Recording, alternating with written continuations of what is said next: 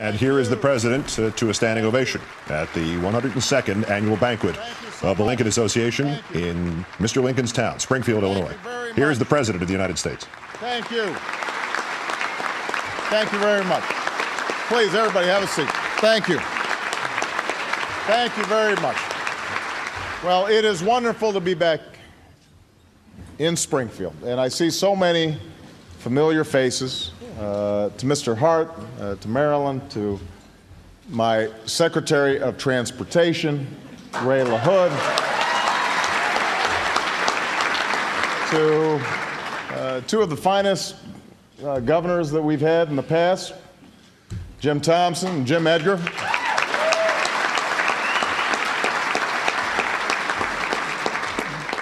To Laura Lynn Ryan, and to our new governor, who's going to be doing outstanding work for us in the future, Pat Quinn.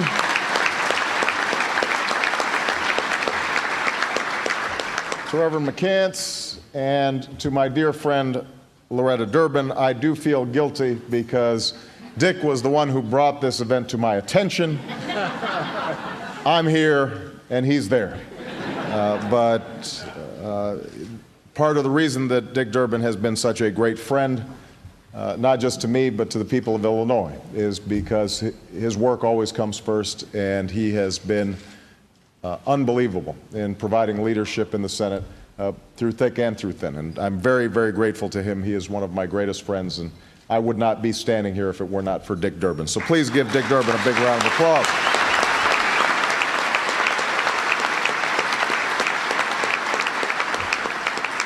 So it is wonderful to be back in Springfield, the city where I got my start in elective office and where I served for nearly a decade. I see some of my colleagues, your Attorney General, Lisa Madigan, in the House, and you've got some constitutional officers there. I think that's Alexi, your treasurer, who's going to be playing basketball with me at some point, Dan Hines, comptroller, and just an incredible supporter during this past race, and your new Senate President, John Cullerton, one of the sharpest legislators that we've ever had. Is the Speaker around? He's over there. Mr. Speaker, it's good to see you. Thank you. So I've got a lot of friends here. I've got to stop there, otherwise I'm going to be using up all my time. So I served here for nearly a decade. And as has already been mentioned, this is where I launched my candidacy for president 2 years ago this week, on the steps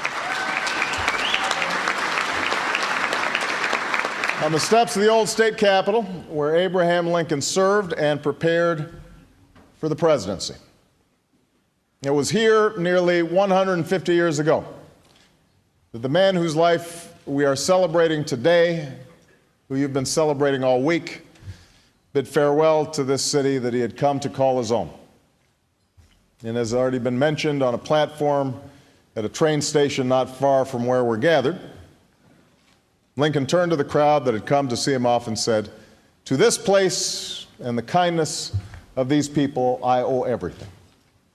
And being here tonight, surrounded by all of you, I share his sentiment.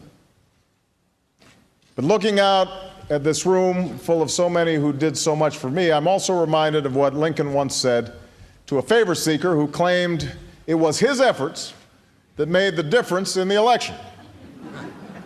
And Lincoln asked him, "So you think you made me president?" "Yes," the man replied. "Under Providence, I think I did." "Well," said Lincoln, "it's a pretty mess you got me into. But I forgive you."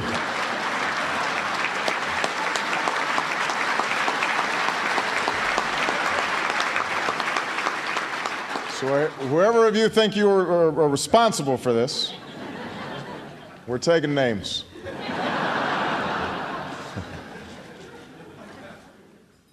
It's a humbling task, marking the bicentennial of our 16th president's birth. Humbling for me in particular, because it's fair to say that the presidency of this singular figure who we celebrate in so many ways made my own story possible. Here in Springfield, it's easier, though, to reflect on Lincoln the man rather than the marble giant. Before Gettysburg, before Antietam, before Fredericksburg and Bull Run, before emancipation was proclaimed and the captives were set free. In 1854, Lincoln was simply a Springfield lawyer who'd served just a single term in Congress.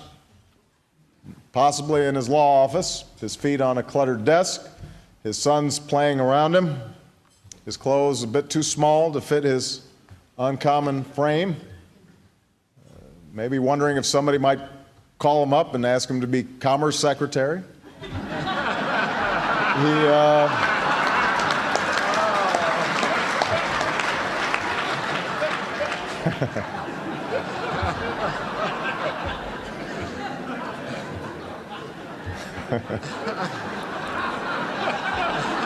He put some thoughts on paper, and for what purpose we do not know. The legitimate object of government, he wrote, is to do for the people what needs to be done, but which they cannot, by individual effort, do it all, or do so well by themselves. To do for the people what needs to be done, but which they cannot do on their own. It's a simple statement, but it answers a central question of Abraham Lincoln's life. Why did he land on the side of union? What was it that made him so unrelenting in pursuit of victory that he was willing to test the Constitution he ultimately preserved? What was it that led this man to give his last full measure of devotion so that our nation might endure? And these are not easy questions to answer, and I cannot know if I'm right, but I suspect that his devotion to the idea of union came not from a belief that government always had the answer. It came not from a failure to understand our individual rights and responsibilities. This rugged rail splitter, born in a log cabin of pioneer stock, who cleared a path through the woods as a boy, who lost a mother and a sister to the rigors of frontier life, who taught himself all that he knew, and everything that he had was because of his hard work. This man, our first Republican president, knew better than anybody what it meant to pull yourself up by your bootstraps. He understood that strain of personal liberty and self-reliance, that fierce independence at the heart of the American experience. But he also understood something else. He recognized that while each of us must do our part, work as hard as we can, be as responsible as we can, although we are responsible for our own fates, in the end, there are certain things we cannot do on our own. There are certain things we can only do together. There are certain things only a union can do. Only a union could harness the courage of our pioneers to settle the American West, which is why Lincoln passed a Homestead Act, giving a tract of land to anyone seeking a stake in our growing economy. Only a union could foster the ingenuity of our framers, the ingenuity of our farmers, which is why he set up land-grant colleges that taught them how to make the most of their land while giving their children an education that let them dream the American dream. Only a union could speed our expansion and connect our coasts with the Transcontinental Railroad. And so, even in the midst of Civil War, Lincoln built one. He fueled new enterprises with a national currency, and spurred innovation, and ignited America's imagination with the National Academy of Sciences, believing we must, as he put it, add the fuel of interest to the fire of genius in the discovery of new and useful things. And on this day, that is also the bicentennial of Charles Darwin's birth, it's worth a moment to pause and renew that commitment to science and innovation and discovery that Lincoln understood so well. Only a union could serve the hopes of every citizen, to knock down the barriers to opportunity and give each and every person the chance to pursue the American dream.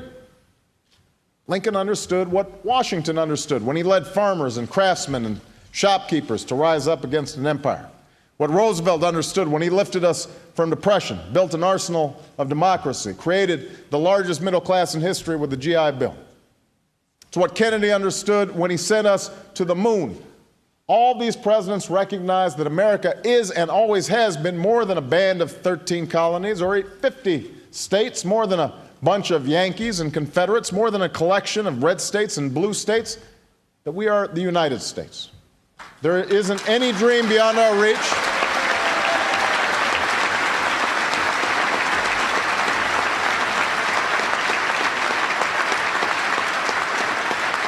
There is no dream beyond our reach, any obstacle that can stand in our way when we recognize that our individual liberty is served, not negated, by a recognition of the common good. That is the spirit we are called to show once more. The challenges we face are very different now. 2 wars, an economic crisis unlike any we've seen in our lifetime. Jobs have been lost, pensions are gone, families' dreams have been endangered, healthcare costs are exploding, schools are falling short. We have an energy crisis that's hampering our economy and threatening our planet and enriching our adversaries. And yet, while our challenges may be new, they did not come about overnight. Ultimately, they result from a failure to meet the test that Lincoln set.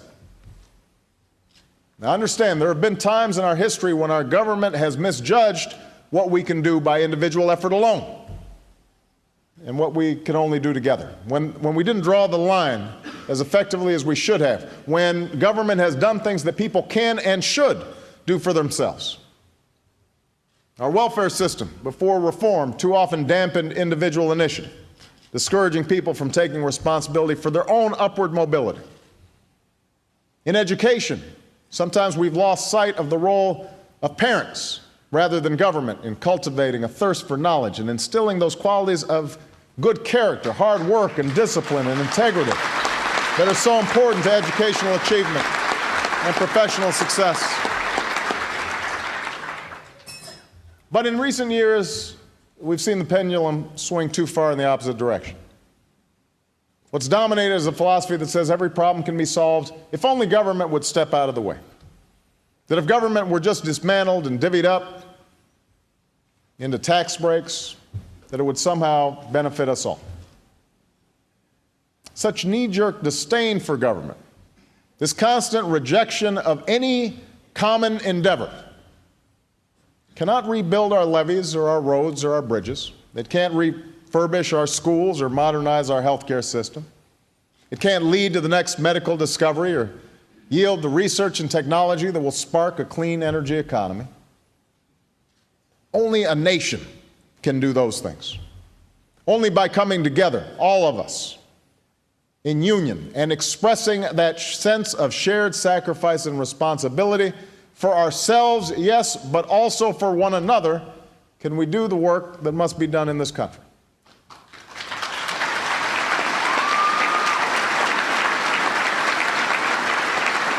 That is part of the definition of being American. It's only by rebuilding our economy and fostering the conditions of growth that willing workers can find a job and companies can find capital, and the entrepreneurial spirit that is the key to our competitiveness can flourish. It's only by unleashing the potential of alternative fuels that will lower our energy bills and raise our industry sites, and make our nation safer and our planet cleaner. It's only by remaking our schools for the 21st century that our children will get those good jobs so they can make of their lives what they will. It's only by coming together to do what people need done that we will, in Lincoln's words, lift artificial weights from all shoulders and give an unfettered start and a fair chance in the race of life. That's all people are looking for, a fair chance in the race of life. That's what's required of us, now and in the years ahead. We will be remembered for what we choose to make of this moment. And when posterity looks back on our time, as we are looking back on Lincoln's, I don't want it said that we saw an economic crisis, but we did not stem it. That we saw our schools decline and our bridges crumble, but we did not rebuild them. That the world changed in the 21st century, but America did not lead it. That we were consumed with small things, petty things, when we were called to do great things. Instead, let them say that this generation, our generation, of Americans rose to the moment and gave America a new birth of freedom and opportunity in our time. These are trying days, and they will grow tougher in the months to come. And there will be moments when our doubts rise and our hopes recede. But let's always remember that we, as a people, have been here before. There were times when our revolution itself seemed altogether improbable, when the Union was all but lost, when fascism seemed set to prevail around the world. And yet what earlier generations discovered, and what we must rediscover right now, is that it is precisely when we are in the deepest valley, when the climb is steepest, that Americans relearn how to take the mountaintop together, as one nation, as one people.